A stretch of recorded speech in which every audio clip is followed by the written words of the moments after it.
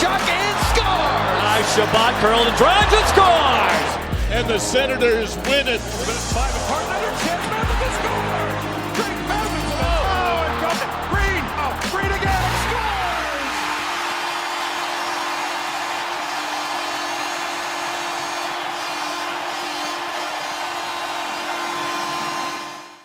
Welcome to SENS Talk. My name is Brandon, and I'm your host. Now, before we get started, please follow me on Twitter at @SensTalk_ and on Instagram at SENS Talk. Now, before we get started, we have a couple of things. Firstly, the SENS Talk shotgun tools, the STSTs, they are available in the link in the description below. We sold out. We made more, so we greatly appreciate your support, and we appreciate your support already. We expect these to sell out again, so if you want one, order as soon as you can, if you can.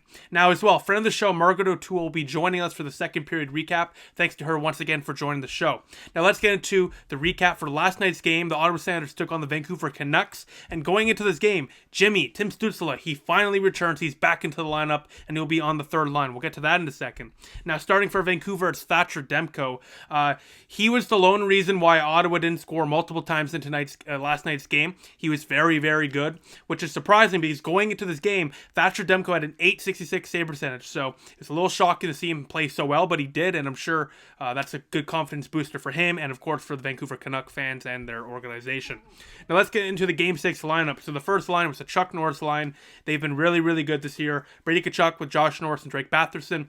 That's the future. That's the youth movement right there. And out of the lot of questionable decisions from DJ Smith over the last 6 games, that's the one line that's stayed consistent, and I'm glad to say that. Second line, Paul with Dadonov, and center for that line was Artem Anisimov, which brings me to my main point and why this video is titled Free Colin White. Because why is Colin White, after a long-term contract extension, benched and Artem Anisimov is getting top 6 minutes? It doesn't make sense.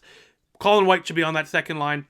And I'm very happy to report that today Ottawa's practicing. It's Tuesday. You'll be seeing this in a few hours, this video. But Ottawa currently, right now at 5:20 p.m. Eastern Time, is practicing in Vancouver. And that second line currently is Paul with White and Dadonov. So it looks like Anisimov and White will be switching in the next game, which is good. And thank God, because we need the free Colin White. The third line with Tim Stützle, Chris Turney, and Connor Brown. The fourth line, Alex Galchenyuk, Derek Stepan, Austin Watson. Shabbat Zaitsev was good. Shabbat actually, he's been a little shaky this year, to be honest. Zaitsev has been good. Hopefully Shabbat can work out his issues in the next game. Riley, Goodbranson, Wolanin, and Josh Brown. Murray and Hogberg, so Murray started. Scratch was Colin White. Free Colin White. I think DJ Smith is going to give him an opportunity, but I don't want it to be just a one-game opportunity. DJ Smith, if you're watching this for whatever reason, please play Colin White. We're not expecting to win a Stanley Cup, man. We are just trying to win some games and to develop our players. So please, play Colin White. Artem Anisimov, he seems like a nice guy. He's not the future of this organization. Colin White, he potentially is. So start Colin White. Cedric Paquette was scratched. Braden Coburn, RTM Zub. Now Zub, he's not playing on a top 6 pairing right now in practice currently either. So I don't know when he's going to get into the lineup. I can't imagine how upset he is. He came here to play, and he's not playing at all. Free Colin White. It looks good. It looks promising. Tomorrow's game against Vancouver, it looks like Colin White will be in the lineup, which is very, very encouraging. But like I just said, and I'll say it again, that needs to be the normal moving forward. Colin White should not be scratched, frankly, ever again, unless he makes a egregious mistake. But regardless, play Colin White. And speaking of mistakes, this is a good transition, actually. Last night, Wolanin made a mistake. He was benched. Last night, Stützle made a mistake. He was benched.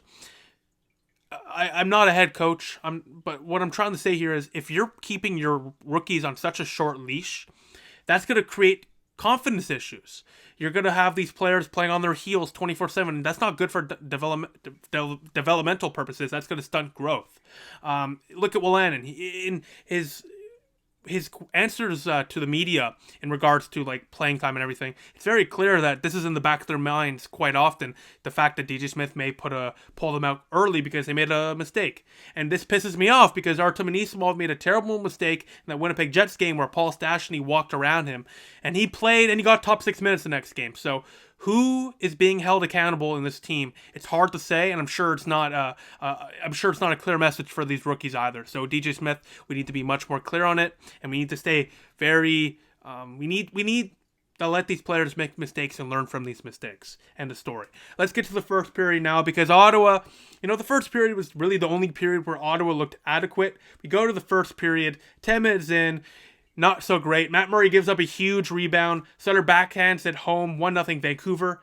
Ottawa may have been tripped before, no call, but regardless, Sutter, a crazy nice backhand top shelf, glove side. This is one, Matt Murray's infamous for his glove hand. He's not that good with it, apparently, and here, couldn't stop it. Goodbranson knocked Sutter down as he went for that backhand, so made it look like a beautiful goal, and quite honestly, it was a nice goal for Vancouver. They lead 1-0. And 5 minutes later, Chabot misplays the puck, and then doesn't cover his deployment and leaves the front of the net wide open for Tyler Mott. He makes it 2-0 Vancouver. As you can see here, Chabot loses the puck, and then he just never recovers, never protects the front of the net. Vancouver takes advantage. They lead 2-0. So my first period thoughts, Sens had their chances. Let me tell you, they had their chances. Thatcher Demko is very good, but Vancouver capitalized on their chances. Ottawa needs to start producing. Now let's get to the second period recap with Margaret O'Toole. Hi everyone, I'm Margaret O'Toole here with your second period recap. Thanks to Sens Talk for having me on to do this guest appearance. Period really started off at about 16:02 with Wolanin taking a cross-checking penalty, but luckily the Sens got through that one. At about the 13-minute mark, there was a shift where not one but two Senators were without a stick, and somehow they got through that as well. Then at 11:13, there was a power play for Ottawa, but unfortunately nothing pretty special to report on that one. At the 8-minute mark, a nice play by Tierney to create a turnover at the offensive blue line leads to a point shot from Chabot that's tipped in front by Watson for Ottawa's first goal of the game to make it 2-1 Vancouver. Unfortunately, it was a short-lived high, as only 30 seconds later, Pearson makes it 3-1 Vancouver when he beats Murray blocker side while left completely alone in front. A few minutes after that, Stützle has a good chance in the slot, gets a shot off, and also draws a slashing penalty by JT Miller. There were a few nice looks on this power play, but also some big saves by Demko, especially on Norris after a nice cross-ice pass from Batherson. There was also a chance where Stützle got it to Anisimov right in front, who then completely fumbled it. However, all this was eclipsed by the shorthanded goal by Suter to make it 4-1 Vancouver, unassisted top shelf on Murray after a bad turnover by Wolanin. Those are all the noticeable events. Now some of my takes on the overall play. Murray was not great, but the defense also left him out to dry a couple of times. Stützle was right in there, making some chances happen, generating shots, which was really nice to see. Nick Paul and Chris Tierney were also noticeably driving some of the offense, as were Batherson and Norris with some nifty little passes and good chemistry. Wolanin, like I said, was not good, made a few mistakes. Hope to see Brandstrom in the lineup soon to maybe bolster the defense core, see what happens there.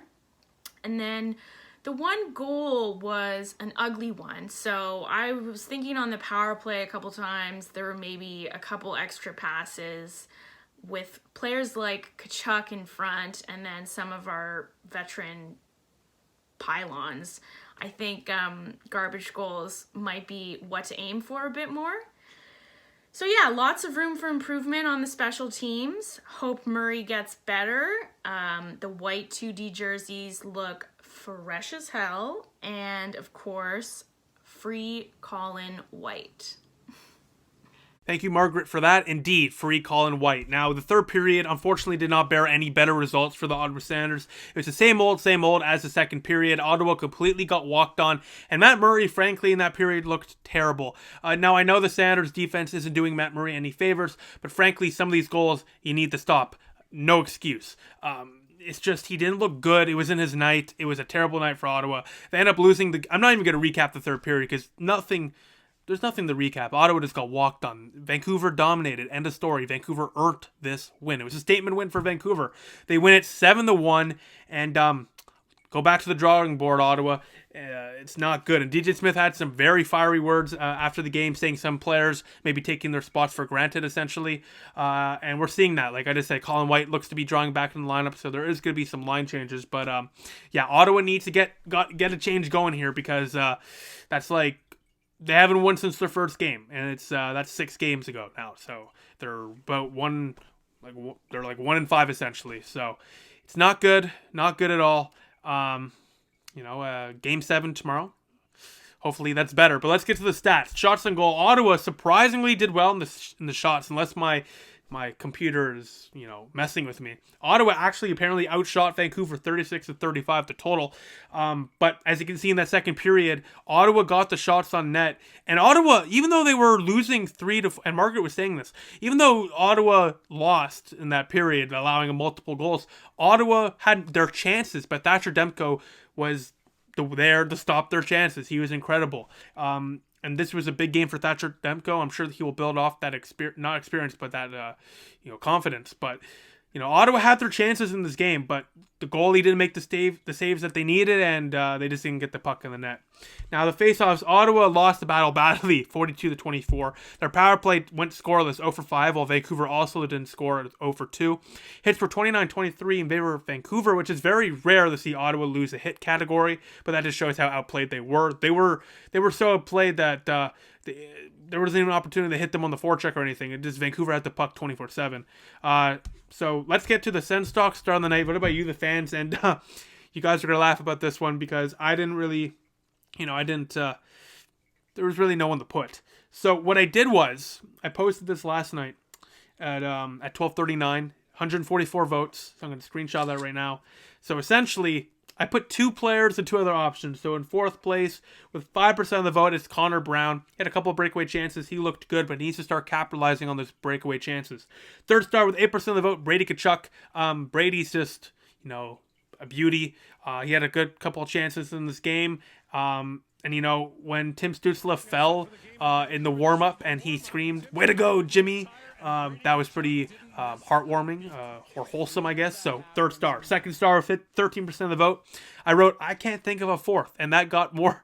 That equaled 13%. That was equivalent to both players. So both players, Connor Brown, Brady Tkachuk, got a total of 13%. That option got 30% alone. And the first place with 74% of the vote, the fans are the SENS Talk star of the night for staying up at all. Well-deserved, fans. We deserve that SENS Talk star of the night, because that was a terrible game for your Ottawa Senators.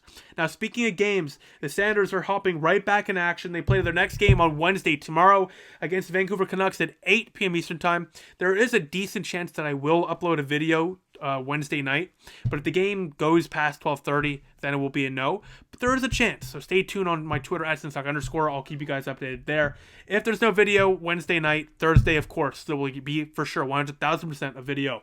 Besides that, thank you all for watching. I appreciate the support. So please follow us on Twitter at @SENSTalk_, and on Instagram at SENSTalk. But before we get to subscriptions and stuff, make sure to comment below and let me know what you think and how you would fix your Ottawa standards. Besides that, thank you for watching. Please like this video and share this video for sure cool stuff. Click the big red button down there and subscribe to us and turn the notification bell on so you get notified whenever we upload a new video. Besides that, ladies and gentlemen, thank you all for watching. The Senators get dominated, destroyed. They lose this one 7-1. I'll see you Wednesday or Thursday night when the Sens take on the Vancouver Canucks once again, looking for revenge. So we'll see you then. Go Sens, go.